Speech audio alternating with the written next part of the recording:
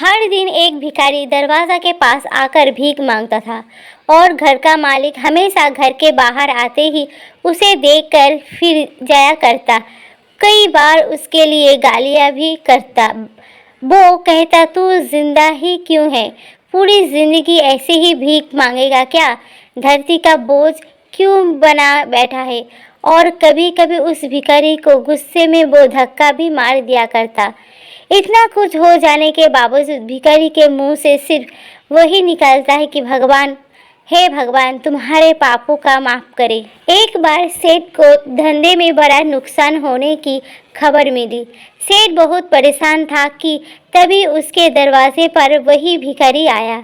गुस्से में अपना आपा खोते हुए सेठ ने उस भिखारी को पत्थर दे मारा। पत्थर लगने के कारण भिखारी का सर फूट गया और उसके सर से खून बहने लगा। फिर भी दर्द से कहते हुए भिखारी ने इतना ही कहा, भगवान तुम्हारे पापों को माफ करे। भिखारी वहां से चला गया। सेठ सोच में पड़ गए। भिखारी को पत्थर मारा, फिर भी उसने सिर्फ प्रार्थना की।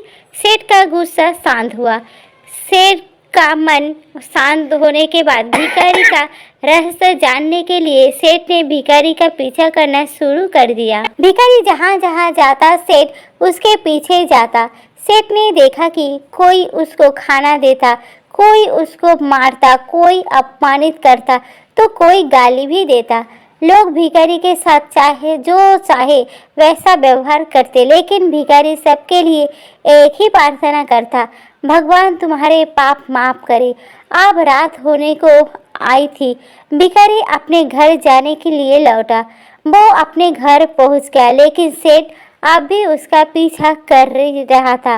एक पुरानी टूटी हुई खटिया पर एक बूढ़ी औरत लेटी हुई थी। काफी कमजोर और बीमार लग रही थी। उस भिखारी की पत्नी थी। अपने पति को वापस आता देख वो खाट से उठ खड़ी हुई। पत्नी ने अपने पति के भीख वाले कटोरे में देखा, उसमें सिर्फ आधी बासी रोटी थी। उसे देखकर वो बोली, आज बस इतना ही मिला? बूढ़ा भिखारी बोला, आज बस इतना ही मिला, किसी ने कुछ दिया ही नहीं। सबने गालियां दी और एक नए पत्थर भी फेंका, इसीलिए मेरा सर फट गया। एक गहरी ठंडी सांस लेकर बूढ़ा भिखारी फिर से बोला, ये मेरे ही पापों का फल है। तुम्हें याद है कुछ सालों पहले हम कितने अमीर थे?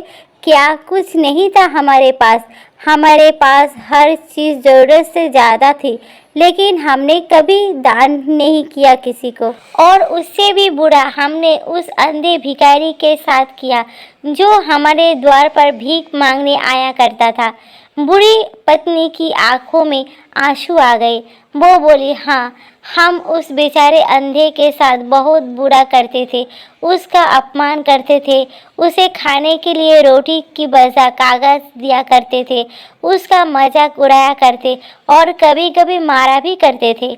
मैंने कभी उसका रास्ता नहीं दिखाया। एक बार मैंने उसके मुंह पर मिट्टी की फेंकी थी और वो हमेशा दुखी होकर यही कहता कि भगवान तुम्हें तुम्हारे किए की सज़ा देगा, भगवान तुम्हारे पापों की सज़ा जरूर देगा। उसका श्राप सच हुआ और हम इस दुख भरी जिंदगी में आ गए। भिखारी बोला, हाँ, उसका श्राप सच हुआ, इसलिए मैं किसी को बद्दुआ नहीं देता। चाहे कोई मेरे साथ कैसा भी बर्ताव करे, मैं हमेशा उसके लिए प्रार्थना ही करता हूँ। मैं नहीं चाहती कि कोई भी हमारे जैसे ज़िंदगी का अनुभव करे, किसी को भी हमारे जैसे दुखों का सामना करना पड़े। वो नहीं जानते कि वो कितना बड़ा पाप कर रहे हैं, इसीलिए अनजाने में हुए पाप की ऐसी सज़ा किसी को भी मिले मैं नहीं चाहता। सेठ वहीं पर चुप कर ये सारी बातें सुन रहा था। अब उसे सब कुछ समझ में आ गया था। भिखारी और उसकी पत्नी ने वो आधी रोटी मिल बांट कर खाई और भगवान को धन्यवाद बोलकर सो गए। अगले दिन वो भिखारी फिर से भीख मांगने गया। सेठ के घर के पास जाते ही सेठ ने पहले से गरम रोटी उसके लिए निकल कर रखी थी। उसे देते हुए सेठ विनम्रता से बोला, माफ़ कर दीजिए बाबा, मुझसे बहुत बड़ी गलती हो गई। बूढ़ा भिखारी बोला, भगवान तेरा भला करे। इतना कहकर वो आगे निकल गया। इस कहानी से जो सीख लेने लायक है वो है कि बड़ी ही सिंपल है कि आदमी चाहे किसी के बारे में बुरा कहे या भला करे, लेकिन भगवान सिर्फ कर्मों के हिसाब से आपको फल देता है। क्या हुआ अगर भगवान नहीं देखता है, लेकिन ये बात बिल्कुल सच है, उसके खाते में सबका हिसाब बहुत बहुत पक्का होता है। इसलिए जब किसी के लिए कुछ भी करो तो अच्छा ही करो। तो दोस्तों, आज की मेरी ये कहानी अगर आप सबको पसंद आती हो तो प्लीज़ लाइक करें, शेयर करें, कमेंट करें और मेरे चैनल को सब्सक्राइब करना ना भूलिए। धन्यवाद।